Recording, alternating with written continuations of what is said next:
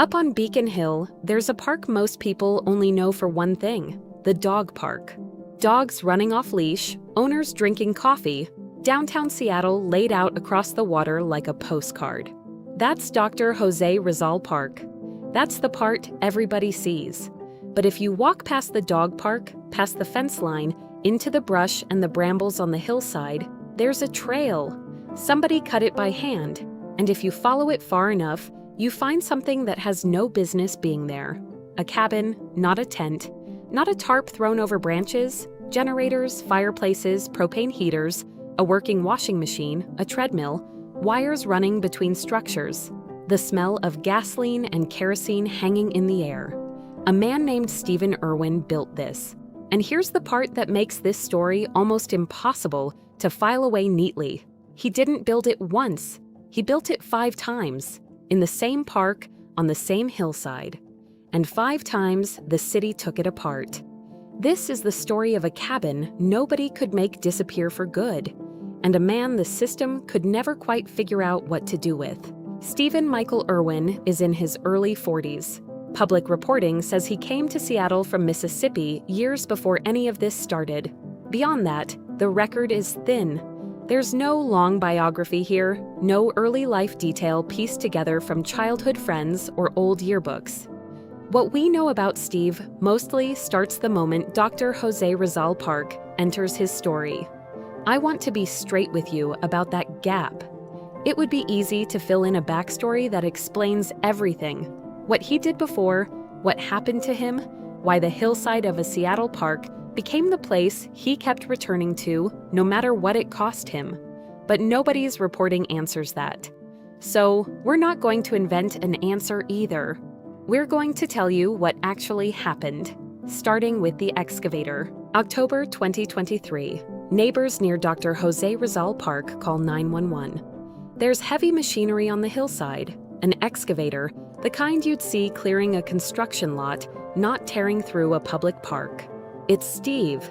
He'd taken the excavator from a nearby construction site, and he used it to bring down more than a dozen trees and cut straight into the slope. Seattle Parks and Recreation would later put the damage at somewhere between $15,000 and $20,000. Police arrested him. He was released. And the city banned him from every park in Seattle for 1 year. Think about that timeline for a second. This wasn't a man who wandered into a hillside and started building with what he found lying around the way you might picture it. This started with heavy equipment and a felony-level property crime. Whatever Steve was building toward, he was willing to take real risks and cause real damage to get there. By February 2024, the hillside he'd torn open with that excavator had something standing on it: a cabin, multiple generators, fireplaces, propane heaters, a washing machine, a treadmill. Steve gave Como News a tour of it himself. He told Fox 13-something that stuck with almost everyone who's covered this story since. "I've now moved 5 times. I'm tired, you know. Once I get close to building something, something happens." He also said something else repeatedly to more than one outlet: that he had permission to build there. Seattle Parks and Recreation flatly disputed that. There was no permit, no agreement, no lease. Just a man who kept insisting otherwise, on camera again and again, even as the city kept saying the opposite. I don't know which version Steve actually believed, but "once I get close to building something, something happens" is a strange thing to say about a structure you built on land the city has already told you in writing and in person that you don't have permission to touch. It's the sentence of someone who feels like the world keeps taking something from him, even when, by the city's account, it was never his to keep in the first place. Here's where the story gets stranger. Steve didn't just say he was building a home. He told KOMO News and later other outlets that he was digging into that hillside because he believed there was gold and diamonds underneath it. We're not going to tell you whether that's true because we don't need to. What matters is that Steve said it on camera more than once and appears to have genuinely acted on it. This wasn't a joke he was making for the news crew. Multiple reports describe him actively excavating, not just building. Picture that for a second. a man with no legal claim to the land, banned from the park entirely, believes there's buried gold under a Seattle hillside and keeps coming back to dig for it, no matter how many times he's arrested. Whatever you make of that belief, it clearly wasn't something he was willing to let go of. It might be the single thing that explains why he came back 5 times when almost anyone else would have stopped after the first. Whatever was driving Steve back to that hillside, the structure itself became its own kind of problem. Multiple generators, propane heaters, kerosene, gasoline, all of it running through one hand-built cabin with wiring that was never inspected by anyone. Andrea Suarez, with the outreach group We Heart Seattle, described smelling 3 different fuel sources at the site at once. Officials went further, calling the whole setup a ticking time bomb. And this is where the story stops being simple. A cabin with an open flame, propane tanks, and exposed wiring isn't just a housing question anymore. It's a fire that could take out more than one structure on a wooded hillside in a city park next to a neighborhood. Nobody had inspected any of it. Nobody could have.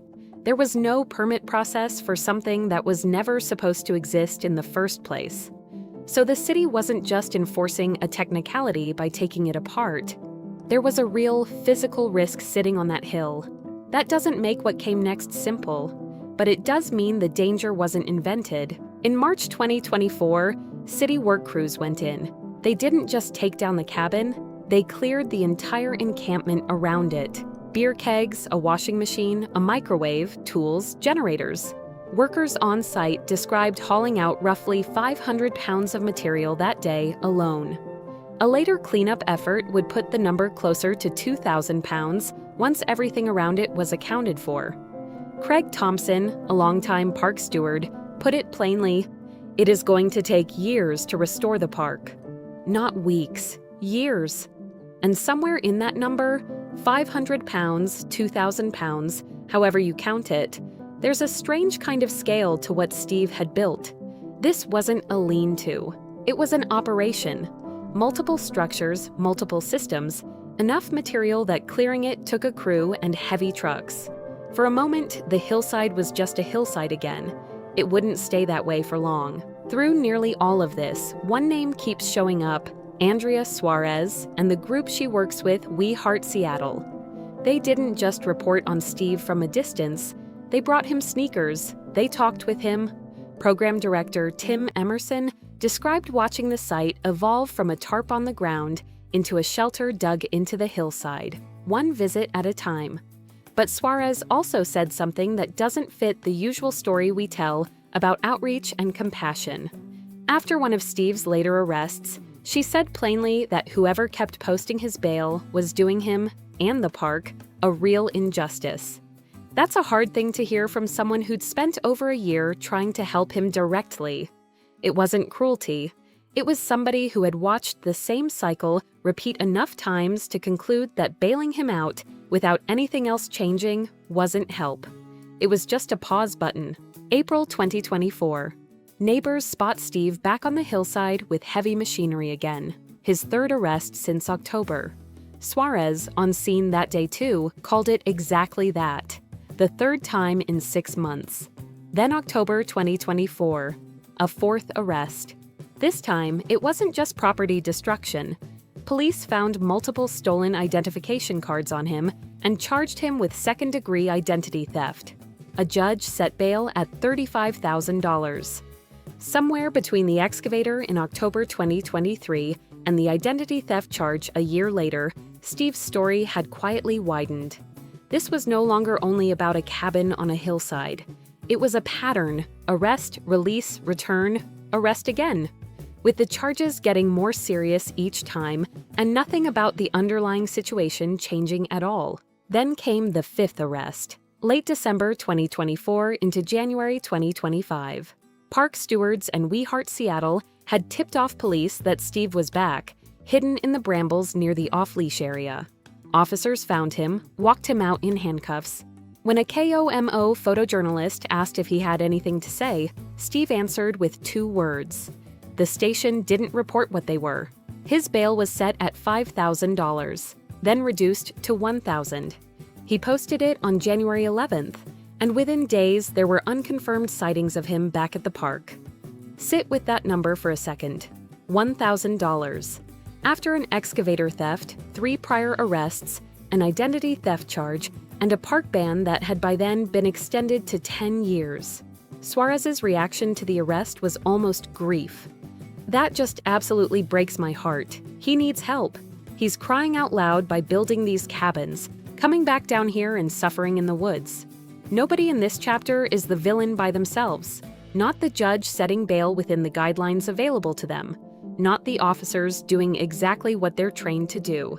But something about the system, taken as a whole, clearly wasn't working. A $1,000 bail was never going to be the thing that broke this cycle. By January 2025, Steve's case had become something bigger than one man's story. King County Prosecutor Lisa Mannion pointed to him directly as an example of a system she said was failing everyone involved. Mannion had already launched a task force and a listening tour on Washington's Involuntary Treatment Act, the legal process that's supposed to get people mental health treatment even when they won't seek it themselves. Her own words, "I heard from members who work in our office's Involuntary Treatment Act court system that this system repeatedly fails individuals. That often people need help, and access to help under our current scheme is just too difficult. Sometimes people don't meet criteria, but that doesn't mean that they aren't acting out in our community in a way that signals to others that this person needs help." She summed it up in 4 words: "We can do better." This isn't the narrator telling you the system failed. That's the county's own top prosecutor saying it on the record, using Steve's case as the example. 5 arrests, escalating charges, a 10-year ban that a bail amount of $1,000 did nothing to enforce. And at no point in that entire timeline does anyone in this story point to a moment where Steve actually got the kind of help Mannion is describing. Somewhere in the middle of all this, Steve's mother, Tanya Irwin, reached out to KOMO News herself after seeing the coverage of her son's arrests. She didn't offer excuses. She said the family had reached a point of no more, that they'd tried and Steve wouldn't let them help him. Her words, "He will not let us help him, and that's what he needs. It just got to the place where we said no more. If he could get somewhere and get himself cleaned out and come to his senses, then maybe there is hope." That's not a redemption story. It's a mother, far away in Mississippi, watching her son's name show up in the news again and again for the same reasons, with nothing she could do about it. We're not going to speculate about what happened between them before any of this. We only have her own words, and they speak for themselves. So who's responsible here? The longer you sit with this story, the less that question has a clean answer. Seattle Parks and Recreation had every right to protect public land and a legitimate duty to keep a fire hazard off a residential hillside. The courts followed the process available to them. Bail guidelines, charges, a ban that escalated exactly the way it's supposed to when someone keeps violating it. Steve broke real laws. He stole an excavator. He caused documented, expensive damage to land that belongs to the entire city, not just to him. All of that can be true, and it still doesn't answer the question underneath all of it. What was anyone supposed to do with a man who kept coming back to the same hillside 5 times, no matter what happened to him each time before? Nobody in this story built a system that could actually stop the cycle. Not the park stewards, not the outreach workers, not the courts, not even, in her own words, his own family. Steve wasn't failed by one villain. He moved through an entire structure of people and institutions that each did roughly what they were supposed to do. And somehow, none of it added up to an answer. Here's where this story is different from some of the others we've told. Seattle Parks and Recreation's own project records confirm what happened next. The shelter on that hillside was finally removed in early 2026 as part of a broader renovation of Dr. Jose Rizal Park. New restrooms, a redesigned play area, better accessibility. The city is actively rebuilding the site where all of this happened. So, unlike some stories, we're not left wondering whether the structure is still standing. It isn't. That part we know. What we don't know is what happened to Steve himself after that. The public record doesn't tell us whether he got the kind of help Prosecutor Mannion described, whether he's still cycling through arrests somewhere else, or something else entirely. I wish I could close that gap for you. I can't. Nobody's published it, at least not yet. Go back to that image from the beginning. A dog park, a view of the skyline, and a hidden trail leading to something that was never supposed to be there. 5 separate times. An excavator in the dark, a cabin with a washing machine and a treadmill, a belief in gold under the hill that never went away, a mother in Mississippi who ran out of ways to help, a prosecutor who used his name to describe a system she said was broken, and, finally, a hillside that's being rebuilt into something else entirely. Steve didn't get a clean ending. Most people in stories like this don't. What he got was 5 chances to build something, and a system that could remove what he built 5 times over, without ever quite solving the reason he kept coming back. If this story stayed with you, that's the purpose of American Hideaways. Every week, we look for another person who refused to disappear, someone who built, survived, adapted, or simply found a way to create a life in a place most people would never expect. There are more people like Steve out there than any headline will ever tell you. Subscribe if you want to see the next one.